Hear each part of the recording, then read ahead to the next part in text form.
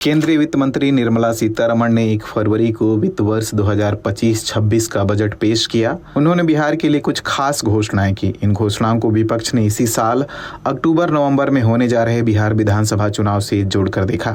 बिहार सोच रहा होगा कि काश हर साल चुनाव हो बिहार में, जैसे हमारी जो केंद्र सरकार है उनके बारे में कोई योजनाएं बता सकें।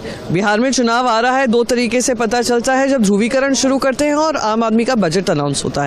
जानते हैं आम बजट में बिहार के लिए क्या घोषणाएं हुई। वित्त मंत्री ने बिहार में मखाना बोर्ड स्थापित करने की घोषणा की। उन्होंने कहा कि मखाना के उत्पादन, प्रसंस्करण, मूल्य संवर्धन और विपणन को बेहतर बनाने के लिए मखाना बोर्ड की स्थापना की जाएगी। इस काम में लगे लोगों को फार्मर्स प्रोड्यूसर ऑर्गेनाइजेशन यानी FPO के रूप में संगठित किया जाएगा। बोर्ड मखाना किसानों को सहायता और प्रशिक्षण देगा।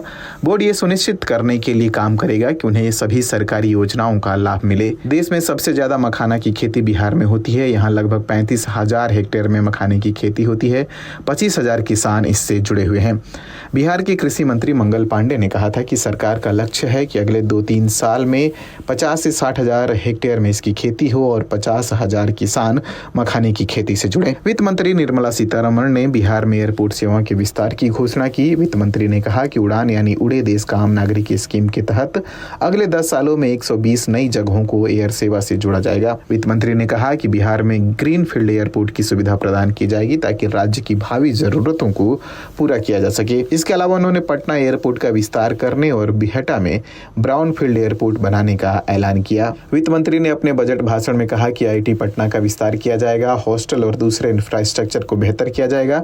वित्त मंत्री ने कहा कि 2014 के बाद शुरू हुए 5 IIT में 6,500 सीटें बढ़ाई जाएंगी। वित्त मंत्री ने कहा कि पश्चिमी कोसी नहर परियोजना के लिए वित्तीय सहायता प्रदान की जाएगी, जिससे बिहार के मिथिलांचल क्षेत्र में 50,000 हेक्टेयर से अधिक भूमि पर खेती करने वाली बड़ी संख्या में किसानों को लाभ मिलेगा। वित्त मंत्री ने बिहार में राष्ट्रीय खाद्य प्रौद्योगिकी, उद्यमिता और प्रबंधन संस्थान की स्थापना करने की घोषणा की। उन्होंने कहा कि इस क्षेत्र में खाद्य प्रसंस्करण को बढ़ावा मिलेगा। वित्त मंत्री ने अपने बजट भाषण में कहा, पूर्वोदय के प्रति हमारी प्रतिबद्धता के अनुरूप हम बिहार में राष्ट्रीय खाद्य प्रौद्योगिकी, उद्यमिता एवं प्रबंधन संस्थान की स्थापना करेंगे। यह संस्थान पूरे पूर्वी क्षेत्र में खाद्य प्रसंस्करण गतिविधियों को बढ़ावा देगा। इससे किसानों की आय में वृद्धि होगी, क्योंकि उनके उत्पादन का मूल्य संवर्धन होगा और युवाओं को कौशल, उद्यमिता और रोजगार के अवसर मिलेंगे। बजट भाषण से पहले वित्त मंत्री जब 1 फरवरी को लोकसभा पहुंची तो उन्होंने मधुबनी पेंटिंग वाली साड़ी पहनी थी। गोल्डन बॉर्डर वाली ये साड़ी पद्मश्री विजेता दुलारी देवी ने उन्हें गिफ्ट की थी। निर्मला सीतारमण 2 महीने पहले क्रेडिट आउटरीच कार्यक्रम में मधुबनी आई थी। उसी दौरान दुलारी देवी ने उन्हें ये साड़ी गिफ्ट में दी थी। ऐसे में जब वित्त मंत्री ये साड़ी पहनकर आई तो इसे बिहार चुनाव से जोड़कर देखा गया।